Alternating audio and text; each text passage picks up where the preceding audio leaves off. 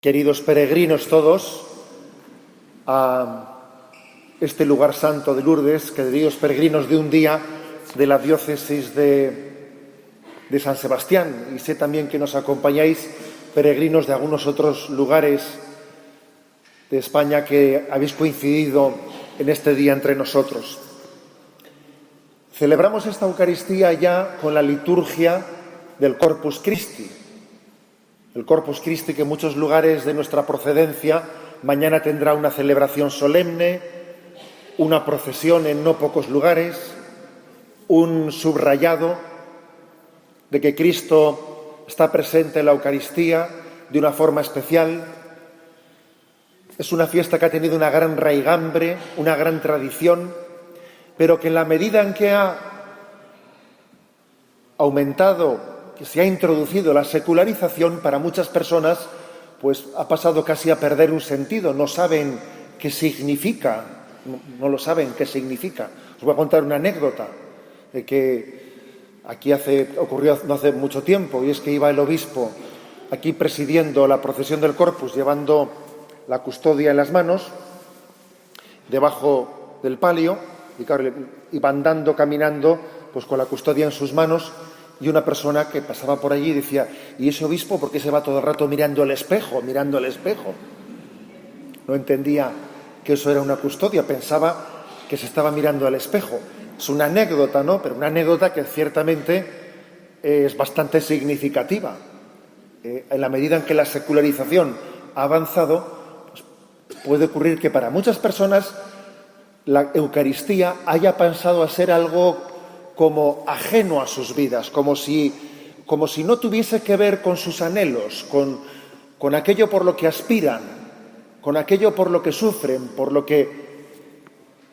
Pues bien, sería por ello quizás importante que comenzásemos por subrayar que la mayor de las pobrezas de nuestra cultura actual, la mayor de las pobrezas, antes que la pobreza material, porque ciertamente también existe pobreza material en nuestro entorno y más en esta crisis. Y por cierto, la colecta que mañana se realiza en todas las iglesias en nuestra diócesis es en favor de Cáritas. Y lo unimos la caridad a la celebración del Día del Cuerpo de Cristo. Es cierto, también existe en este momento esa pobreza lacerante de la crisis económica, pero seamos claros, en nuestro contexto, la mayor de las pobrezas es, me atrevería a decir, una triple pobreza. En primer lugar, la pobreza de sentido. En segundo lugar, la pobreza de la soledad. Y en tercer lugar, la pobreza de las heridas que hemos sufrido. En primer lugar, la pobreza de sentido. ¿A qué me refiero? A carecer de respuesta a la pregunta de ¿qué sentido tiene esta vida? ¿Qué sentido tiene esta vida? El que uno viva, tenga que sacrificarse, tenga que competir con los demás, tenga que, sin poder responder a la pregunta de ¿qué pinto yo en esta vida? ¿Para qué estoy aquí? ¿Por qué todo? ¿Y por qué no la nada? La pobreza de sentido es la mayor de las pobrezas que arrastra en este momento el hombre de Occidente. Lo más duro es no tener sentido en esta vida. Lo más duro, fijaros bien, no es tener cruces, es no tener sentido en esta vida, no saber para qué es esta vida. Por eso la Eucaristía, que algunos piensan que es una cosa como que no tiene que ver con la vida real, viene a dar una respuesta a esta gran pobreza, la pobreza del sentido. Porque la Eucaristía es un recordatorio de que Cristo se ha quedado por amor entre nosotros. Luego, el sentido de esta vida es que hemos sido amados, que Dios nos ha querido, que no estamos aquí por casualidad. Dios ha pensado en nosotros desde toda la eternidad. Dios me quiere. Y la Eucaristía es una prueba de ello. En segundo lugar, la segunda pobreza de nuestros días y de nuestra cultura es la pobreza de la soledad.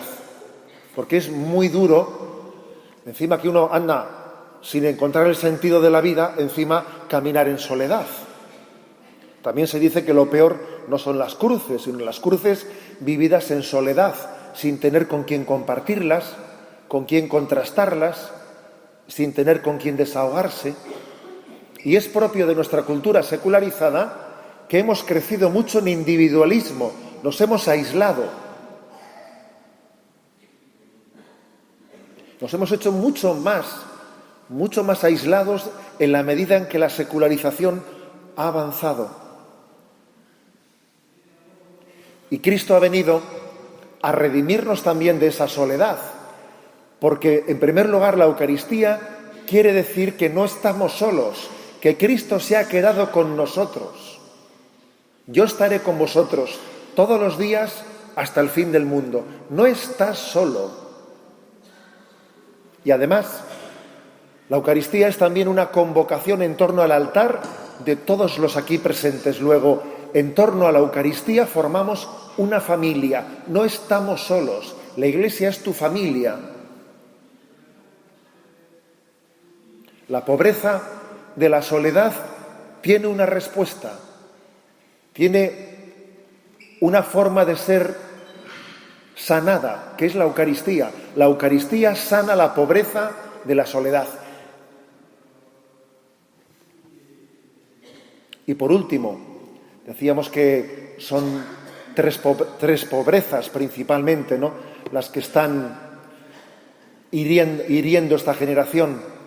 La tercera es la de las heridas de quienes nos han fallado, porque también hemos tenido muchas decepciones, personas que junto a nosotros nos han fallado y nos han hecho daño.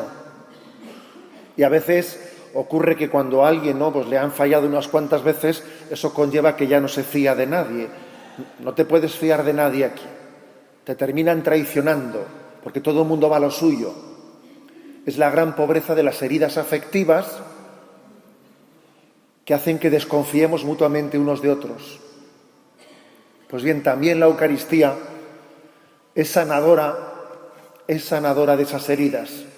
En Él, decimos, encontramos todo deleite. Él es el amigo que nunca falla y que incluso nos enseña a tener paciencia con los que fallan. A Jesús le comulgamos, le recibimos en la comunión y muchas veces no le recibimos nunca le recibimos como debiéramos de recibirle adecuadamente, ¿no?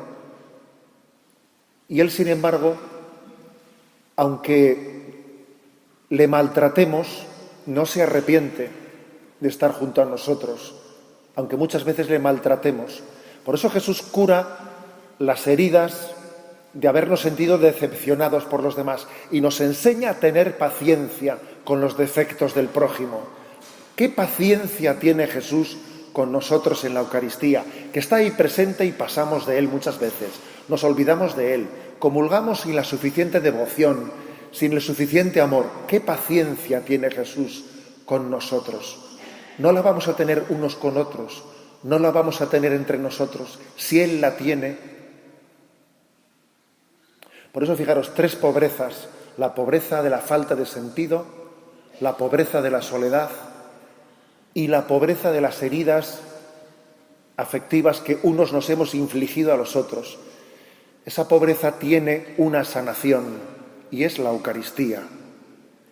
La Eucaristía sana nuestras heridas, sana nuestras pobrezas. Sintámonos hoy al comulgar como un mendigo que es pobre y que dice: yo necesito sentido, yo necesito compañía, yo necesito que alguien cure las heridas. Y por eso comulgamos, porque somos como un mendigo que, como necesita de la limosna, se pone a pedir en una esquina. Y como mendigos auténticos, sabiendo que pedimos algo en lo que nos va la vida, tenemos que comulgar, sabiendo que en ello te va la vida.